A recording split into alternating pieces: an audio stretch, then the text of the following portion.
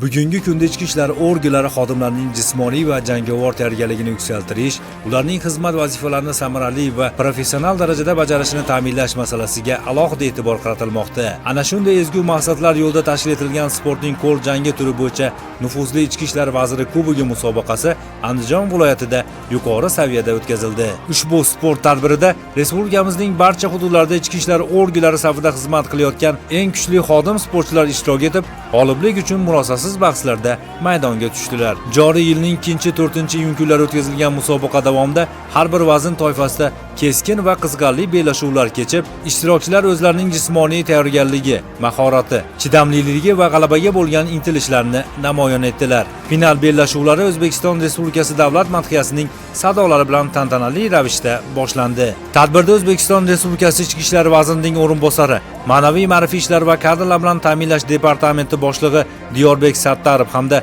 Ichki ishlar vazirining compliance va korrupsiyaga qarshi ichki nazorat bo'yicha o'rinbosari Rustam Mirzayevlar ishtirok etib, musobaqa ishtirokchilariga omad tiladilar. Bellashuvlar davomida sportchilar tomonidan ko'rsatilgan yuqori texnika, tezkorlik va jangovar ruh tomoshabinlar hamda hakamlar hay'ati tomonidan yuqori baholandi. Har bir uchrashuvda sportchilarning qat'iyati va matonati yaqqol namoyon bo'lib, musobaqa haqiqiy sport bayramiga aylandi. Final janglari yuqori sur'at va keskin kurashlarga boy tarzda kechib, har bir bahsda sportchilar o'zlarining puxta tayyorgarligi, jangovar mahorati va matonatini namoyish etib, g'alaba uchun so'nggi soniyalargacha murosasiz kurash olib bordilar. Tomoshabinlar e'tiborini tortgan texnik usullar, aniq zarbalar va tezkor harakatlar bellashuvlarga yanada shiddat bag'ishladi.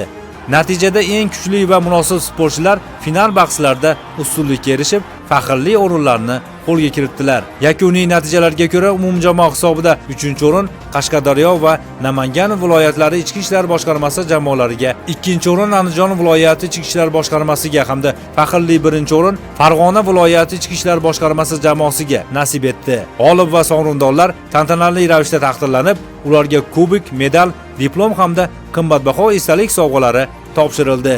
67 kilogramm vaznda faxrli 1-o'rinni egalladim.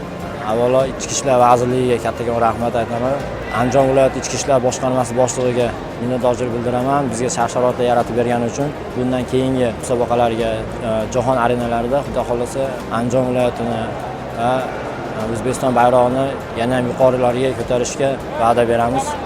Bu musobaqada qatnashib, faxrli 1-o'rinni qo'lga kiritdim. Buning uchun men Toshkent shahar ichki ishlar boshqarmasiga katta minnatdorchiligimni bildiraman. Bizga shuncha yaratib bergan sharoitlari uchun. Kelgusida yanada katta musobaqalarda ishtirok etib, faxrli 1-o'rinni olishga harakat qilamiz.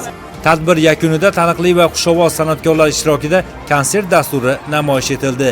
Vatan va tinchlik madh etilgan kuy-qo'shiqlar musobaqa ishtirokchilari hamda mehmonlarga ko'tarinki kayfiyat ulashib, tadbirga yanada o'zgacha shukuh bag'ishladi. Ta'kidlash joizki, Ichki ishlar vaziri kubogi musobaqasi ichki ishlar organlari tizimida sportni yanada rivojlantirish, xodimlarning jismoniy va jangovar tayyorgarligini mustahkamlash, xizmat faoliyatida zarur bo'lgan iroda, qat'iyat va mas'uliyat kabi fazilatlarni shakllantirishda muhim ahamiyat kasb etadi. Andijon viloyatida yuqori saviyada tashkil etilgan mazkur musobaqa sportchilar uchun o'z mahoratini namoyon etish, tajriba almashish va yangi yutuqlar sari intilish uchun yana bir muhim maydonga aylandi.